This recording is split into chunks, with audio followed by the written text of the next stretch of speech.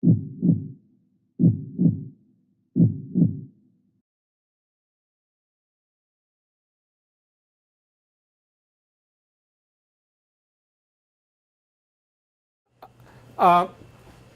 I do in a talk, the talk will last about 45 minutes to an hour. First half hour, I'll talk about what is an old book, first editions, signed books. I'll give a little bit of my background and history. I'll tell some stories, anecdotes of places I've been, people I've seen.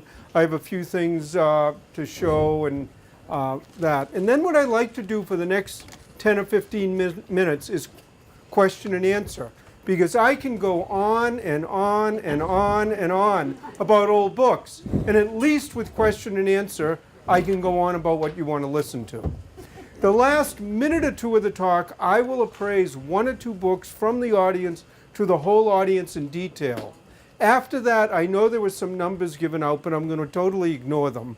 And what I do is I end the formal part and more in a crowd scene at the front here. People can stand over my shoulder, listen, but I have found doing these over the years, the less order there is, the faster it goes, and I want to get home tonight. And it goes pretty quickly. I guess the first thing that comes up when you talk about old books is what is an old book? And usually people mean by that, what's a valuable old book? Well, the first printed book was in 1456, the Gutenberg Bible. If any of you have a Gutenberg Bible, let me assure you that it's valuable. Matter of fact, the last time one came up, half of it sold for $5.5 million.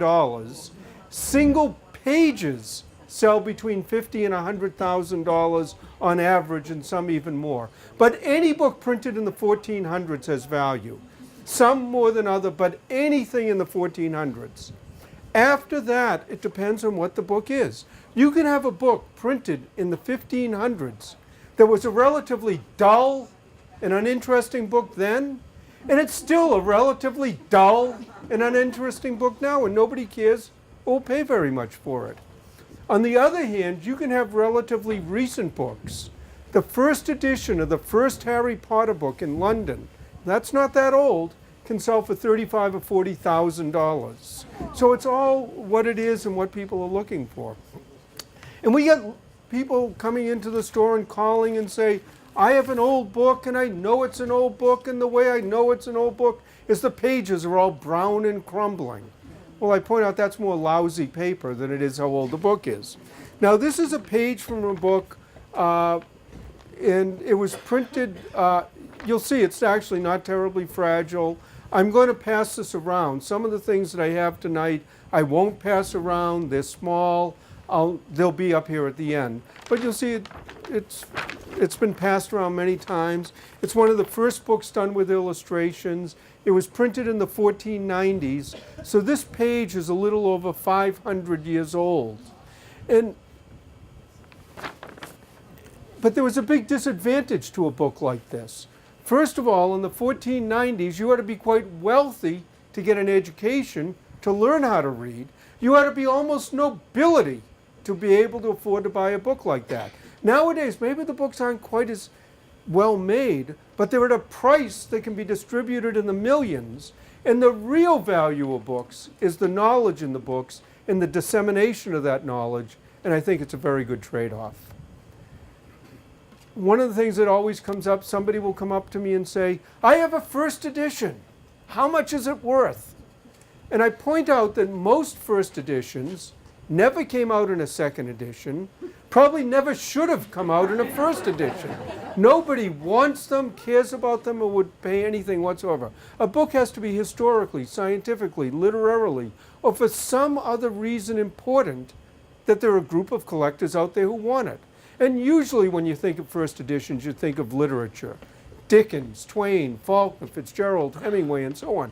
And even within that, there are a lot of things that make a big difference in the price. The condition being one of the most important. The paper dust jacket on a 20th century book can make all the difference in the world. My father had a copy of William Faulkner's second book called Mosquitoes. Absolutely pristine, as if someone took it from the publisher, sealed it away. At the time my father got it, he sold it within a week for $750.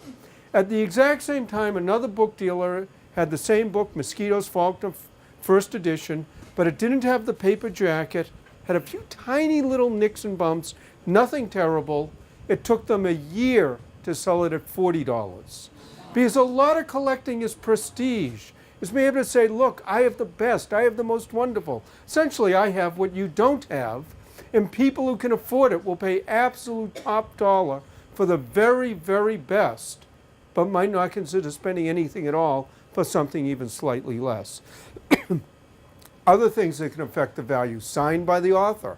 Well, once again, if the author's unknown, unheard of, the fact that it's signed might not mean that much. Maybe one of your relatives wrote a book of poetry, had 50 copies, signed it, gave it to family members. Might mean an awful lot to your family, but it doesn't mean that it's going to get much of a price. On the other hand, if it's signed by someone famous, maybe Ernest Hemingway, that could add hundreds, if not thousands of dollars to the value. In any type of collecting you get into, there are little nuances that it could add or subtract to the value. And I use books, signed books, to show that off. There are some authors that are almost impossible to get their signature. J.D. Salinger, for instance, who lived up in New Hampshire, wrote Catcher in the Rye, but he was reclusive. He essentially didn't publish anymore, and other than to a very close personal friend, absolutely would not sign a book. Thus, his signature adds thousands of dollars to the value because you just can't get them. There's a little aside. Every once in a while, someone will ask me, do you ever have someone bring things in and that you didn't get to buy, sort of the one that got away?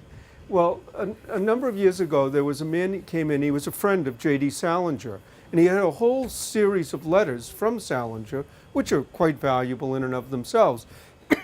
But there was one letter I particularly liked. Salinger was writing to them and sort of reminiscing on when he built his house in New Hampshire. And in one of the paragraphs, he was saying a bunch of high school kids helped lay the foundation for the house. And he said, and one of those kids was actually a really good athlete, that kid Carlton Fisk. So Carlton Fisk helped build J.D. Salinger's house. I just wish I could get, maybe someday, who knows. But if, actually, I think a letter like that probably belongs in the Baseball Hall of Fame. But in any case, there are also authors who sign a lot of their books. My father was friends with an author who wrote wonderful ghosts, buried treasure, pirates, sea stories of the New England coast. Maybe some of you have his books or knew him, Edward Rowe Snow. Well, Snow was a friend of my father's, and one day he came into the store and he had told us he had just been on Cape Cod. He'd gone into a bookstore that he had never been in before, didn't know the owner. Snow walked right up to the section where his books were, pulled one off the shelf, opened it up, and exclaimed, "My, a rare, unsigned copy." And then he took out a pen and signed it. And then he introduced himself to the owner of the store. So books signed by Edward Rowe Snow don't add much to the value. My father had a copy of F. Scott Fitzgerald's classic, The Great Gatsby. Now, just opposite what I was saying before, it was a first edition, but it didn't have a dust jacket. It was actually well worn and read. But when you opened it up, it was inscribed to the greatest living poet, T.S. Eliot, sincerely F. Scott Fitzgerald. Now, in addition to that inscription, when T.S. Eliot read the book, he made marginal notes, annotations, crossed things out, added things into just about every page of the book. That book now would be worth $200,000, $300,000, maybe even $400,000 because of the association. One last story about autographed and signed books. There was an autograph and manuscript dealer in Massachusetts. He was one of the most prominent in the world. But when he was a young boy, he used to collect books by Robert Frost. And he knew Robert Frost. And when he was 13 years old, he went to London and he bought a copy of Frost's first book called A Boy's Will. Very complicated, what really is the first edition. In any case, he paid a lot of money for it, came back to Boston. A few weeks later, he was meeting with Frost. He was very proud of himself. He says, "Look what I've got." Frost looked at it, said, "What did you pay for it?" He told him, and Frost sort of shook his head, said, "Give me the book." And Frost took it, and in the front two end papers wrote a 2-page description of how to tell the first binding from the second, from the third, from the fourth, how they change bindings, why they change bindings, the different colors of the bindings, on and on and on. Signed it, closed the book, handed it back to the boy, and said, "Now it's worth what you paid for it." In any case, let me digress a little, give you a little bit of my background and the history of the store. The history of the Brattle Book Shop goes back to the 1820s, but for all practical purposes, it was going out of business in 1949. My father was getting married, my mother had $500. With that, they bought half interest in the store. And my father built it with his great love of books, his hard work, his knowledge. He was a bit of a character and a showman. And the store has always been in Boston. We get calls regularly from Harvard Square, "Where are you?" We're on Brattle Street. And we tell them we're in downtown. When my parents bought the store, there was a little side street in what was Scully Square called Brattle Street. To make it even more confusing, the street doesn't exist anymore. It's in City Hall Plaza now. And we've had 7 different locations over the years, mainly due to urban renewal. And every time we'd move, when it was a planned move, my father would move the best books over to the new location, and then he'd run sales. Half price, $1.50, quarter, dime. Last day of the sale, though, everything was free. And he would literally have hundreds of people line up with bags, packs, satchels, whatever. He'd ring a big bell. They'd go charging into the store, grab whatever they could grab. 5 minutes later, he'd ring the bell again. That group would leave. The next group would come in. And he gave away over 250,000 books that way. Now, the last time he did this was in 1969, and we were moving from the end of Washington Street to West Street, where we are now. But at the end of the giveaway, there were books left over. And like I said, my father was a bit of a character and a showman. And if you can picture this, he hired a covered wagon with a cowboy and a horse team. And on the cover of the covered wagon, it said, "Go West, book lovers, go 5 West Street, Brattle Book Shop." They drove it from the end of Washington Street near Boston City Hall, up Court Street, down Trumman by the Boston Common to where West Street is, and then back down Washington Street with my father sitting in back, throwing books out the whole way. Now, the superintendent in charge of traffic was a friend of his, told him he could do it all morning, but within an hour the city was in an absolute standstill. They told him to stop. He didn't care. We'd gotten his point across anyways. And we've been on West Street since then. When we first moved in, we were in a 5-story, 150-year-old wooden building, absolutely crammed full of books. In February of 1980, I got a call at 4 o'clock in the morning. The building was on fire. It literally burnt to the ground. I mean, it was 100% gone. But we wanted to continue to keep going, not go out of business. We found a storefront a few doors down the street. We rented folding tables. Within a month, we reopened. It was a very meager stock. People either sold, gave us, donated books. Kevin White, who was the mayor at the time, came down with a carload of books. And like I say, it was a meager stock, but the main thing was just keep going. Over the next 4 years, we slowly but surely rebuilt the stock. 4 years after that, we bought the building we're in now, which is, again, a few doors down on West Street. And it's sort of the old Dickensian type of store. Outside stands at $1, 3 and 5, 2 floors of general used books, and then a 3rd floor with rare books, autographs, manuscripts, first editions, leather bindings, and so on. And that type of business, the large, old, general, secondhand bookstore, is a dying business. And it's not dying because people don't like books, buy books, read books, sell books, but particularly in the inner cities, property value has gone so high, that rent has gone so high, that old bookstores, which are not the most efficiently run businesses in the world, one right after the other have been going out of business. And in the last few years, the internet has just speeded that process along. But like I say, we bought our building in the early 80s. I hope to do this for years to come. I have daughters who are late 20s, early 30s. They don't seem to have any interest. They're doing very good work, but in any case, so hopefully go on from there. And it's sort of not like I did, because I grew up and basically my parents say my first word was book. I don't know, maybe it was. I'm sure they were talking about them all the time. And then I worked after school in elementary school, junior high school, summers during college. I have a degree in chemistry from the University of Massachusetts. I was going to get a doctoral degree at the University of Wisconsin, but in 1973 I needed a year off. My father's health wasn't that good, and that year now has been over 40 years, and I don't regret for a minute that I'm doing this and not in a laboratory somewhere. If you were to ask me, what's one item that I wish I could find, it's a little pamphlet here called Tamerlane by a Bostonian, done in 1827. It doesn't look like very much. I know it's small. It'll be up here at the end. It doesn't look like very much, but the Bostonian who did this was Edgar Allan Poe. It's his first book. It's a classic rarity in American literature. And the first copy to ever really be found was in the 1890s on a dealer's 10-cent table. Another book dealer spotted it there, bought a stack of books so it wouldn't stand out, and in 1890 sold it for $1,000.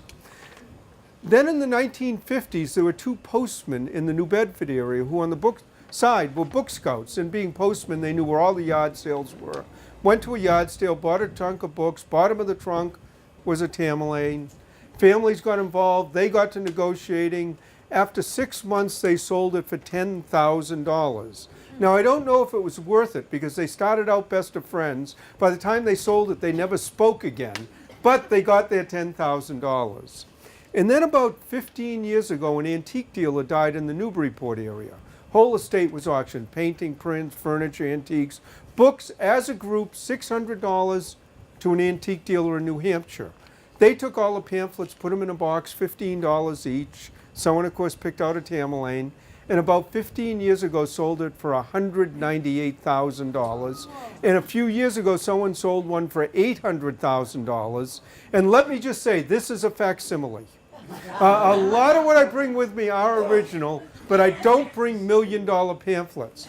But if any of you want to take a close look and then go home and check your attic, cellars, basements, whatever, if you find one, please give me a call. I'd love to hear about it. A lot of the fun of collecting is studying something, is learning about it, is appreciating it. In many ways, it's your knowledge that makes something interesting and thus valuable. Someone might look at something and say, oh, that's a scrap of paper. Someone else might say, that's a broadside that led to the Boston Tea Party, that led to the American Revolution, that led to our country's independence. So it's really that knowledge and understanding that makes things interesting and thus valuable. Now, here's an item that on the surface I think is interesting, but the story behind it may be even more so. This is on White House stationery. It's dated April 11th, 1933, and it starts, Dear Jim, I want to send you this note to tell you how happy I am that you are to represent the United States in Poland. It's a most important post, etc., signed always sincerely, Franklin Roosevelt, and it's to the Honorable James Michael Curley, Mayor of Boston. Now, on the surface, this seems like a great honor. It's an ambassadorial appointment. But Curley didn't think it was such an honor. Matter of fact, I think he thought Roosevelt was trying to get rid of him, which of course he probably was. And Curley's response to Roosevelt was, remember this was 1933, he said, in Poland, with Germany on one side, Russia on the other, you should send your worst Republican enemy to Poland. He said, matter of fact, if you think it's so important, why don't you quit and go there yourself? Now, Curley's opinion of Washington didn't change over the years. We also have about 10 letters he wrote to his wife when he was in Danbury prison. Now, even though these were personal letters, he was still very much the politician. And there was one quote I particularly liked. He had just gotten into prison. He wrote to his wife and he said, many of the four-legged creatures in my cell have more honor than the two-legged creatures in Washington. In any case, enough for Curley. We get all sorts of other things in, books, posters, programs, whatever. Here's a program from the 1912 World Series where the Red Sox played the Giants. The Red Sox won the World Series in 1912, won a few more times in the teens, and then we had to wait an awfully long time. But hopefully this year turns out well, who knows. But not only is it interesting as a baseball item, but on the back there's an ad for Arrow shirts and collars. Collars are $2 for $1, shirts are $1.50 and $2. I don't think you'll get them for that nowadays. It's also become very popular to go on cruises and cruise ships. And I have a brochure here for a ship, tells you how wonderfully built it is, where to book passage.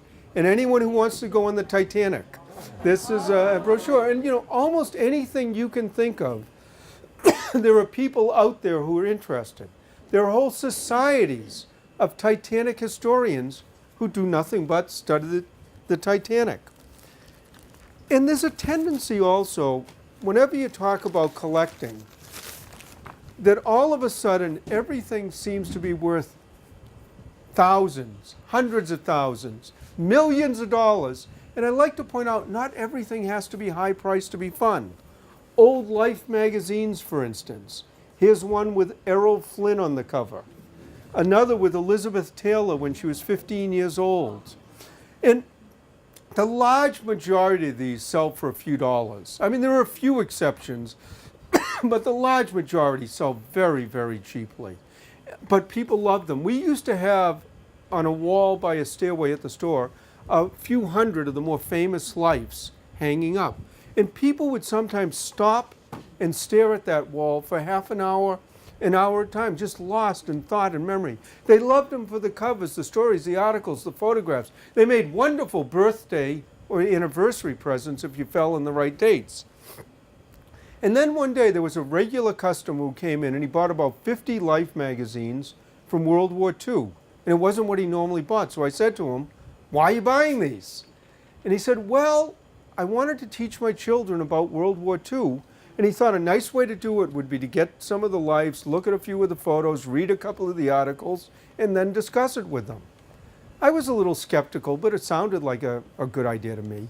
He came in a few weeks later and I said to him, "How's it going with the lives?" He said, "Fabulously," but not the way I thought. He says the kids don't care about the stories, the articles, the photographs, but they love the ads.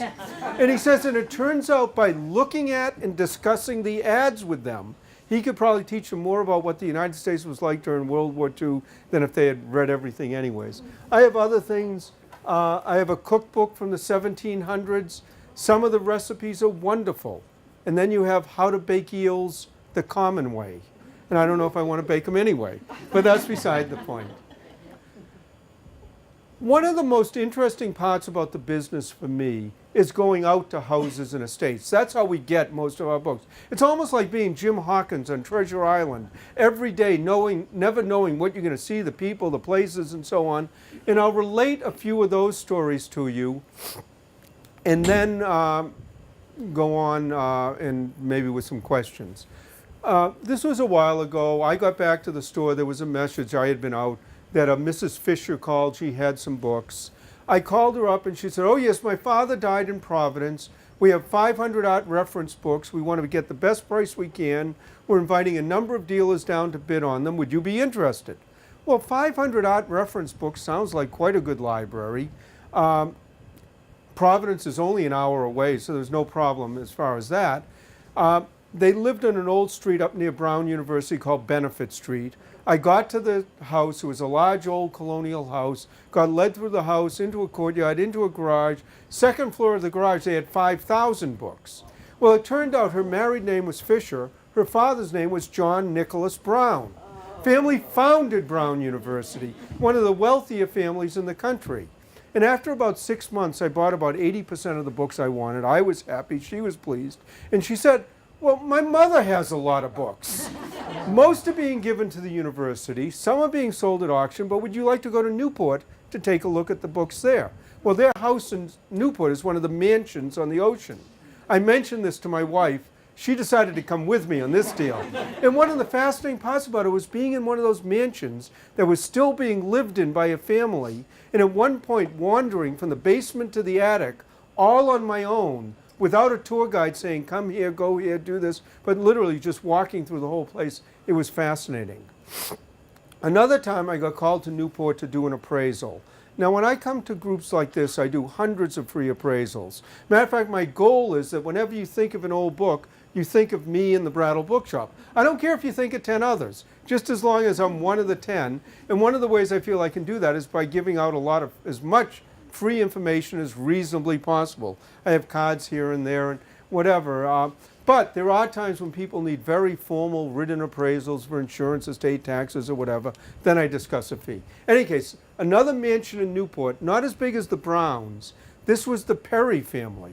Commodore Perry, Oliver Hazard Perry. And what they had was a whole stack of papers from the War of 1812. During the war, their family were privateers. Well, they're privateers if you're on our side. They're pirates if you're on the other side. It's all the way you look at it. But it was the day-to-day accountings of the ships. And they were amazing to read through. And then one day, reading, one of the ships got into a battle. The ship got hit. The captain got hit. He lost his leg. 3 days later, there was a tiny entry at the bottom of a page, and it said, "Captain, $5 bonus, loss of leg." And that was the last you heard of the captain. So, again, that's a little different nowadays. Well, my father was still alive, and he died over 35 years ago, but we got a call from a lady, very vague about her name, who she was, what she had, but it sounded like there might be some interesting things. She lived in Sharon, so it was fairly close by. Got to the house, and it was a little ranch house. Paint was peeling, weeds were growing, and you sort of say to yourself, oh, gee, what's going to be here? She answered the door. She was quite elderly. We walked in, and there were just gorgeous things, gorgeous antiques everywhere. Really, really beautiful things. And she got to talking. It turned out she was originally from the Boston area, but she had married the Prince of the Ukraine, the cousin of the Tsar of Russia. He had escaped just before the revolution, and she told story after story about being Russian nobility in Europe and all the court intrigues and all the goings-on, how T.E. Shaw used to stay at their house all the time, how she didn't think he accidentally died on a motorcycle, but there was a lot more to it. T.E. Shaw, of course, was Lawrence of Arabia. And she went on and on and on with these wonderful stories. Turned out the books were lousy, but the stories were absolutely wonderful. And on one of her walls, when we first got in, there were 10 watercolors. They were about this size, pastoral European scenes. And when I first saw them, I thought they were nice. And the more she talked and the longer I looked at them, the nicer I thought they were. And I finally said to her, those 10 watercolors, they're really nice. And she sort of turned around and said, oh, yes, they're all Turners. So she had 10 original Turner watercolors, probably $1 million worth of paintings. And it's like, oh, yes, they're all Turners. So you never know what you're going to see, the people, the places, the characters. As a matter of fact, speaking of characters, about 15 years ago, we went to one of our customers' 100th birthday parties. Now, when you go to a man's 100th birthday party, and he tells you he just got back from Barcelona, he's going to give a talk in Florida, and he's been asked to lecture in Tokyo. And I finally said, wait a minute, you're 100 years old. Don't you think Tokyo is an awfully long way to go? And he said, well, when I used to work, it took me well over 25 hours to get to Chicago. He says, I don't think Tokyo is a whole lot further than that nowadays. And here's a man who can also tell you about one day sitting down to dinner with Henry Ford and Thomas Edison. Now, he was a young man, and he said he was really looking forward to this dinner and all the learning and insight he was going to get from these two men. He was excited. He got to the table a little bit early. He said 5 minutes later, Ford came in and sat down next to him. And about 15 minutes later, Edison came in. Now, Edison was quite elderly, had one of those big horns for hearing, sat down opposite. And he said the first thing, Ford turned to Edison and yelled, "My Tom, you look very good." And Edison turned to Ford and yelled, "It's the Carter's little liver pills."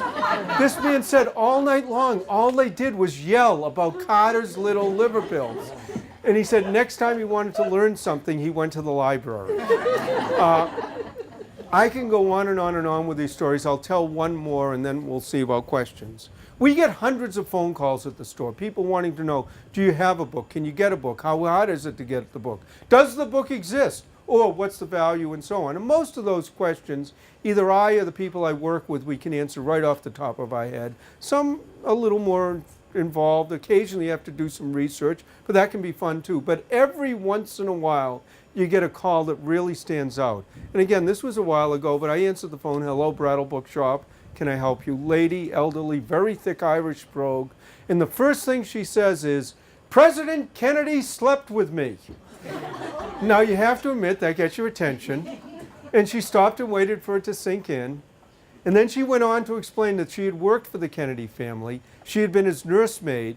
When he was 3 and 4 years old, he used to fall asleep in her arms. So he did sleep with her, but not what you first think. And what she had was a whole series of handwritten letters from the president. Now, presidential letters of any type have value. Handwritten letters from later 20th century presidents are very scarce, very rare, and very expensive.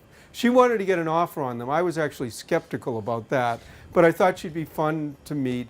I went to her house. She was great, wonderful stories. The letters were great. I gave her what I thought was a tremendous offer for them, but much as I suspected, there was no way she could sell these letters. They were part of her life. I left a note behind. Maybe someday I'll hear about them. As far as I know, her family still has them, probably where they belong. But in any case, who knows?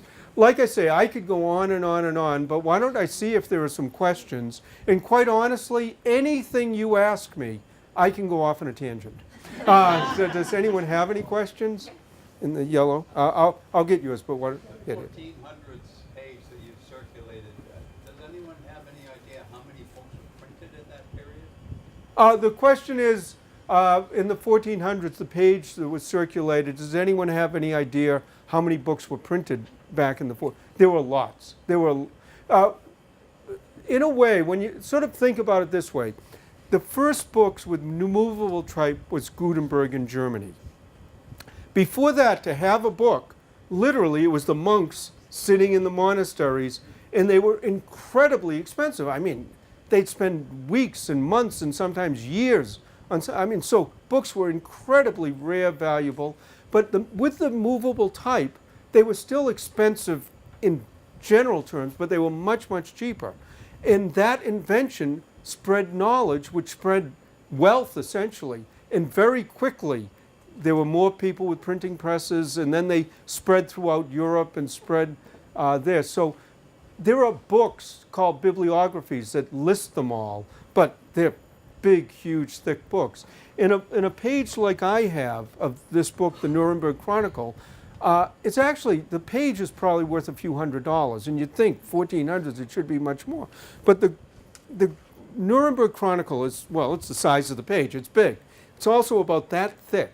So there are some over the years that got damaged, maybe water stained, maybe broke apart, where the individual pages come from. But it's also a book that right from the time it was printed to any time in history, even now, if you went into someone's estate and you saw a book that big, that thick, and with this type of page, you wouldn't say, oh, that's a piece of junk, and throw it away. Now, if you went into somebody's library and you didn't know what the Tamerlane was, you might. So over the years, this type of book isn't that rare just because nobody ever would throw them away. So more have come down than maybe something no one paid attention to. So there are a fair amount. You had a question. When were the first paperback books in the United States? When did they come out? Well, the question is, when did the first paperback books come out in the United States? That comes down to a definition of what is a paperback book. I mean, is this a paperback? I mean, it's 1827, and then there were pamphlets, Thomas Paine, and a lot of things came out during the Revolution and before. So in a sense, those are paperbacks. But what you're talking about, I'm sure, is more the mass market things that we see nowadays. And those, in some sense, there were cheap editions put out in paper around the turn of the century. But as what you're talking about, it was really around World War II and after that, the paperback as we know it. And actually, there are people who collect those, because particularly the post-World War II ones, a lot of them were science fiction and mysteries. There'd be a woman scantily dressed with someone with a big knife with blood dripping down. But people love those graphics, and they sell just for that. They don't go for a lot of money. There are a few that go for a high price because some of those mystery writers, science fiction writers, their first editions came out in those, nobody expected them to want them. So around World War II is what you're really talking about. Way in the back. You find after you do traveling to different cities for the roadshow, when you come back to Boston, you appreciate that the reading public is much more literate? The question is, when you travel all over the country for the roadshow, when you come back here, does it seem more literate? Quite honestly, no. I find everywhere you go in this country, the people are nice, there's beautiful things to see, and, well, maybe it's a self-selecting. The people who come to the roadshow, in a way, seem to be fairly well-educated, as well and books do come in, and you can never predict. If you're in Bismarck, there's many people bringing in books than if you're in New York or Boston or so on, and it's so I don't find that much difference. Now it's gorgeous. I have to admit, I love traveling. Matter of fact, we start going out this year in a few weeks because it's taped in the summer. They edit in the fall, and then they show them in the winter and spring. So what you'll see next year, we're going out in a few weeks and starting the 6 cities. But the Roadshow's a lot of fun, and I tend to find people all over fun. But I wouldn't want to live in a lot of those cities.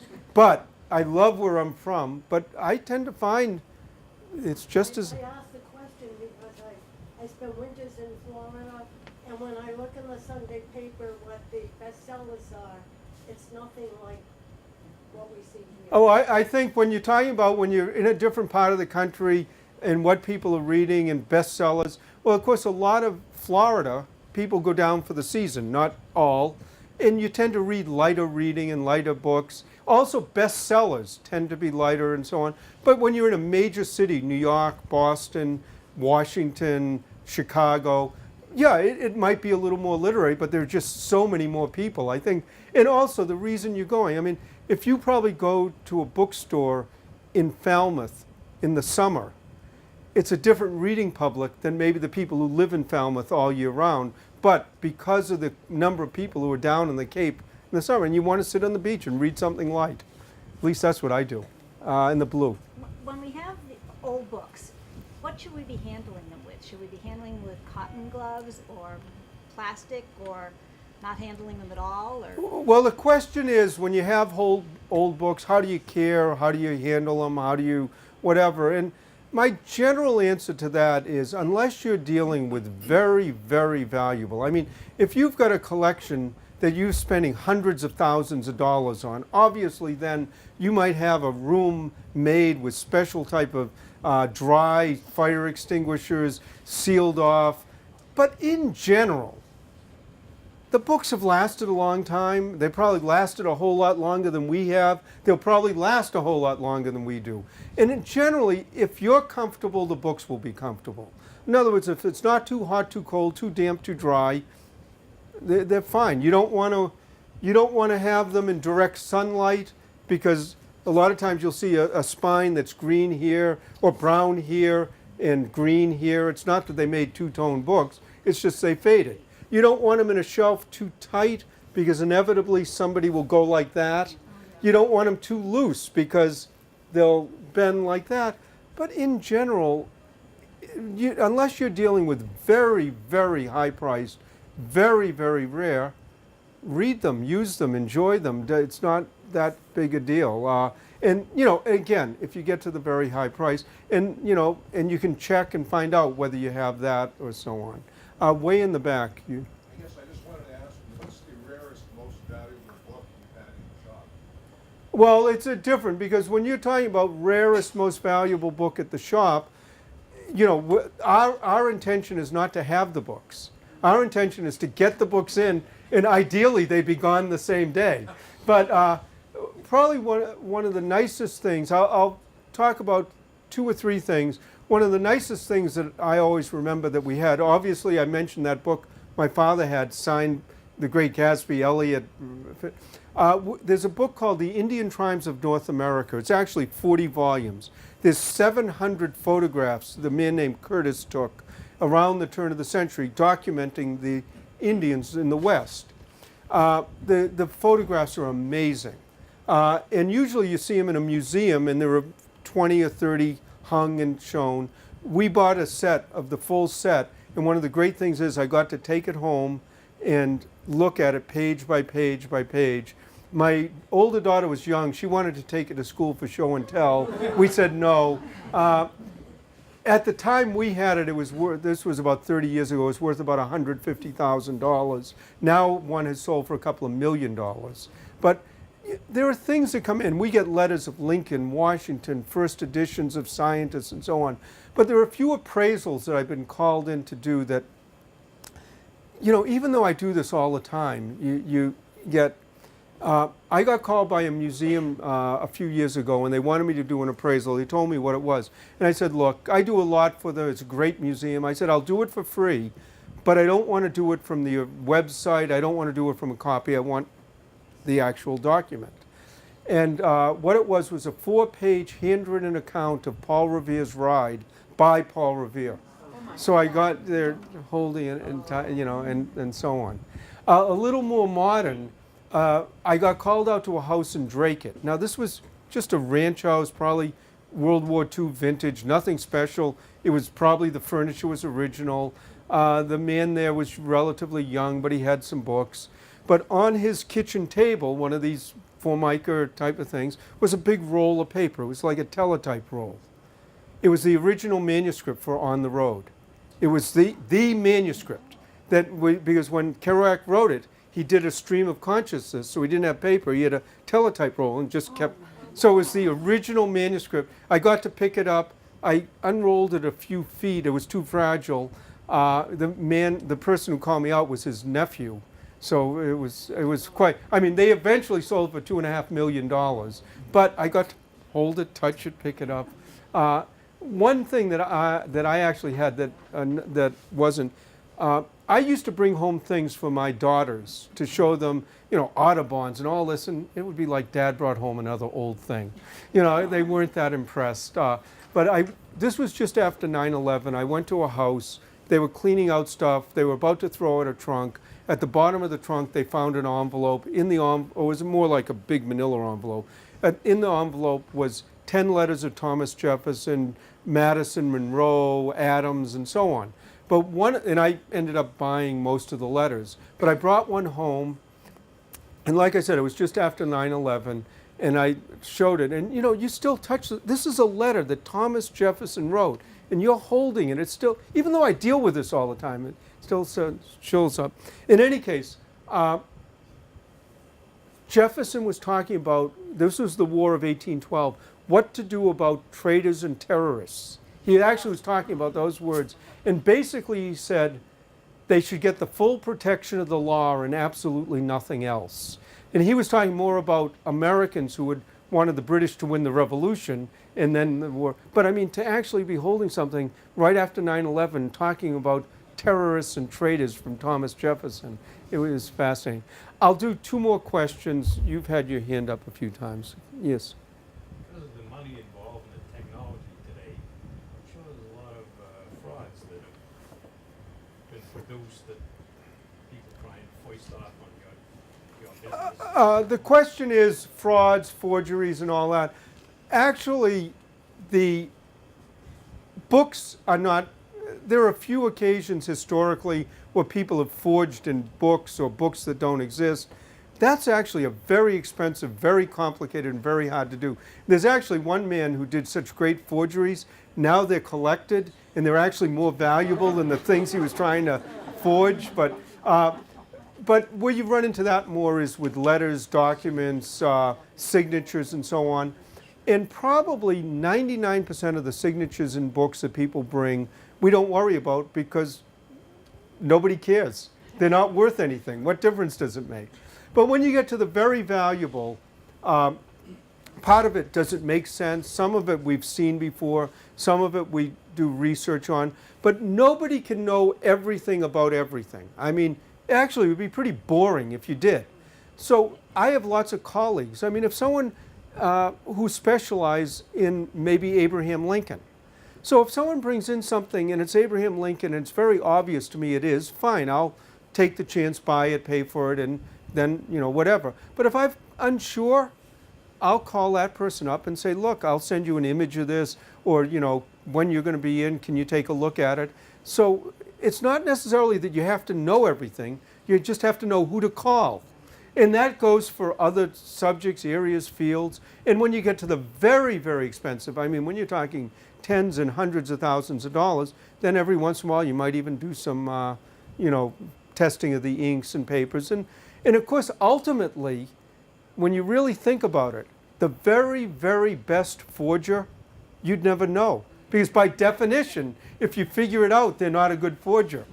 By definition, if you never know it, they're the best. So, there are things that get by. And there are things that, and the other thing that happens with forgeries or things like that, so much of it you see, and you so much want it to be what you want it to be, that can cloud your thinking. One quick story, I'll do one more question, I'll get one more there. But my wife, for a couple of years, did the Roadshow too. And there was a person who came in on one of the road shows at the book table and brought in a book, set it down I have a book signed by A. Lincoln. And my wife took a look at it and she said, and she knew instantly, but she at least spent a few seconds and she goes, yes, it absolutely is signed by A. Lincoln, but just not the A. Lincoln you and I want it to be. And the lady got, well, how can you tell? She goes, well, one of the first clues is when I look at the date on the title page, it's 1910. And she says, as far as I know in history, Lincoln died in 1865. He was and the lady slammed the book closed and said, you don't know what you're talking about. And so she wasn't convinced. So you never know. One last question. Say you have a valuable book, maybe like something like this. Like your valuable book? No, like this size. No, I'm just kidding. Yeah, so is it best to store it lying flat or on edge or? The question is, you have a book, it's larger, is it best to have it on edge, on flat, or whatever? That's not that big. Probably if it's in a bookshelf, standing up, with books next to it or with bookends so that it won't flop over, it's fine. You run into that question more as like if you have the Audubon books that are this big and that size, then probably flat, and you even have like drawers that come out, individual books. It depends on how big the book is. It also depends on the binding. If the binding's very fragile, actually in that case what you might end up doing is having a box made for it. You can make it very fancy, very simple. A binder can do that. And so the original book's sitting inside the box, and then the box is sitting on the shelf. And that's a good way to protect it. In any case, why don't I do one or two quick appraisals? Did anyone bring a Bible? I'll do that if you want. Why don't you just bring it up? And did anyone bring sort of a Victorian cloth book with a very decorative cloth cover? And the reason I'm asking for these has nothing to do with value, but it leads to stories. But did anyone bring a sort of a nice, because if nobody did, I have one. But sort of a nice decorative Victorian cloth book, that will do fine. It's all in Swedish. Sweet, that's fine. It like I say, it just leads to stories. After I do this, I might leave it up on the table, just so that and did anyone bring a Victorian cloth? That will do. That will do fine. And like I say, the reason I asked for these has nothing to do with value. It more leads to stories. But let me say something about appraising. When I do appraisals at a group like this, I usually give a retail value. In other words, that price you would pay if you came into my store or a store like mine. It is not what you would get if you're selling the book. If you're selling a book, you should expect to get about 1/3 to 2/3 of the retail. If it's very low price, the markup might even be greater because you have to make some money. When you get to much more expensive books, it can change a little. A number of years ago, we had a copy of Audubon's Quadrupeds, not the birds, but the animals, but the big, huge 150 hand-colored plates. At the time, I paid $100,000 for it. I sold it in 2 weeks for $105,000. That's only a 5% markup, but it's $5,000. Well worth the time and effort I spent, and I pretty much had it pre-sold before I even bought it. So when you get to the much, much higher values, especially when something will turn over quickly, the percentages can come down just because the amounts of money involved is so much more. Also, everything I say is subjective. In other words, the fact that I say something's worth $100 doesn't mean a colleague won't say 125 and another colleague say 75. So if you get a price, you're happy, you know what you have, great. If you're not sure, get a second, third, fourth, fifth opinion. There's nothing wrong with that. The first book we have here is Tennyson's Complete Works, done in New York in 1882, E. Worthington, it says illustrated edition, although I think the illustrations are, they're there. They're sort of black and white, but it's a nice book. But Tennyson was British. He was the poet laureate. Very common. Almost every library that had poetry would have Tennyson, Scott, Longfellow. And so it's fairly common. It's in relatively good condition. It'd probably sell between $10 and $25, somewhere in that range. But the reason I asked for it, before they widely had dust jackets as we know them, they go back much earlier than what I'm saying, but as we know dust jackets around World War I, a lot of the books had very decorative covers. And the reason they had decorative covers like this was the publishers figured if you walked into the store and the book caught your eye, more chance that you'd buy it. And there are people who collect books like this just for the decorative covers. And matter of fact, you can go to library sales, book sales, antique stores, bookstores, auctions, and relatively cheaply pick up these type of books. Some of them are expensive, but you can get a huge collection that individually might not seem like much, but graphically they can make a great collection. And matter of fact, I have a collection like this myself that started off as a bit of a joke. I got a book one day, it had a picture of a toilet on the cover.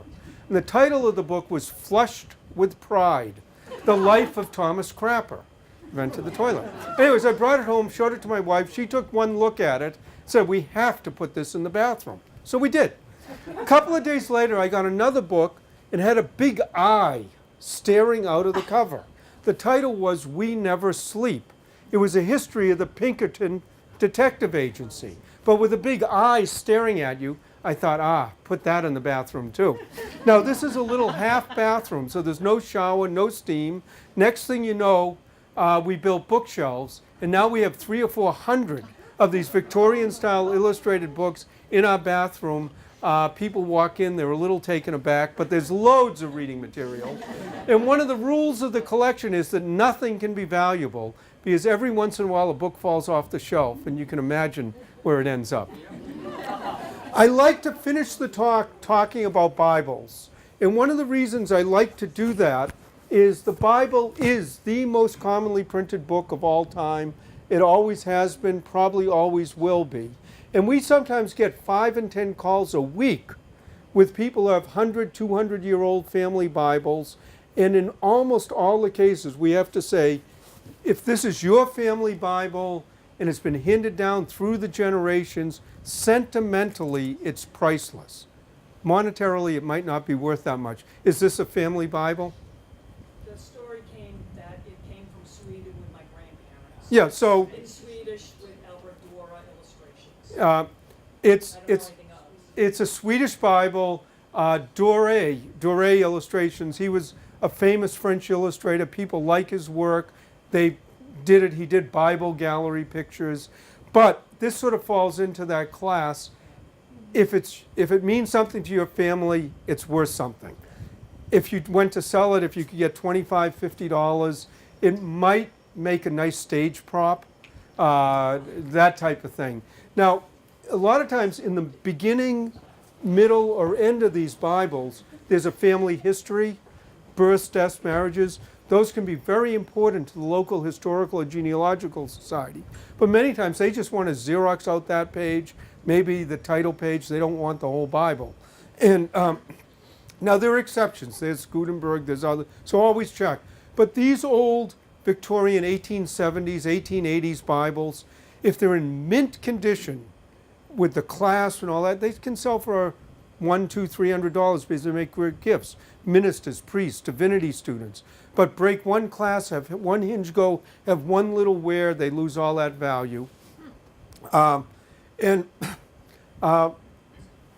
of the things that I'll quickly, that got mentioned, I do the Antiques Roadshow, and actually it's a lot of fun. I mean, why would I go to Bismarck or Omaha or Boise or, and as I said, everywhere you go in the country, if you make a little bit of effort, it's beautiful. The people are wonderful. Maybe I wouldn't want to live there, but that's as much fun. And then we go out to dinner with all the other appraisers, and it's a lot of fun. But the way that show works is you appraise on a Saturday from about 7:30 in the morning till sometimes 7:30, 8 at night, pretty much nonstop.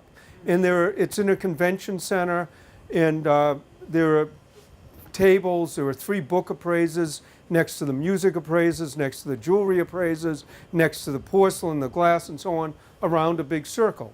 There's about 5,000 people who come to each show. Each person brings 2 items. So there's about 10,000 items to get appraised. They tape about 50 to 60, which makes up 3 hours of television that you see. And matter of fact, when I said it starts at 7:30, we of course have to be there a little early. And there was one city that the other book appraiser, and we said to ourselves, how many Bibles do you think we'll see today? These sort of family. We counted 75 in one day in one city. Now, depending sometimes on who the other appraisers are, we have a pool going. But one last story about Bibles. I got called to a large old church in Boston, well over 100-year-old church, and they wanted me in because they had a large library, and they just wondered, over the years, had they accumulated any valuable books. I spent a day there. There was a lot of fun. They actually had some good books. And at the end of the day, the priest said to me, could you come down the basement? There were a few more books. Went down, looked at the books. And then there was a closet. It would probably be like, it would cover not quite as big as this window area, but maybe half of it. Priest opened the door, front to back, floor to ceiling, top to bottom. It was filled with thousands of old Bibles. And I looked at the priest and I said, what is this? And he says, well, people hate to throw away a book. They feel it's sacrilegious to throw away a Bible. So what happens when a parishioner dies and the family doesn't want the Bible? They come and they present it to the church. And he says, what do? We very graciously accept it. We don't want to offend anybody. Then we go downstairs, open the door, throw it in. And he says, and we can't drive a dumpster up to the back of the church and fill it full of Bibles. That just wouldn't be right. So I use it as an example to say that if you want to give something to a charity, ask them if they want it first. If they want it and can use it, fabulous. But if not, you're not doing anyone a favor. I'm going to end in just a minute. I'm not bashful. I have my cards. I left a few back there. Don't ever feel you're bothering myself, the people I work with. We'd rather have 100 people call with nothing special than to have the 101st person say, I just threw away a Tamerlane. Now, the way I do the appraisals is more in a crowd scene. And the reason is the less order, the less organization, the faster it goes. Now, I'm going to end in a second. Now, if anybody has a big, huge stack of books and there's a line, I might only do 1 or 2 of your books and then ask you to go to the end of the line. I'll do them all. It's just not fair to keep everybody waiting. I know there's some refreshments back there, but the easiest way to do it is just sort of a crowd. If anyone wants to stand over my shoulder and listen to what I'm saying, you're more than welcome. But basically, I'll say thank you, and then I'll give back the microphone, and I'll say, just bring things up and I'll do the appraisals. So thank you very much.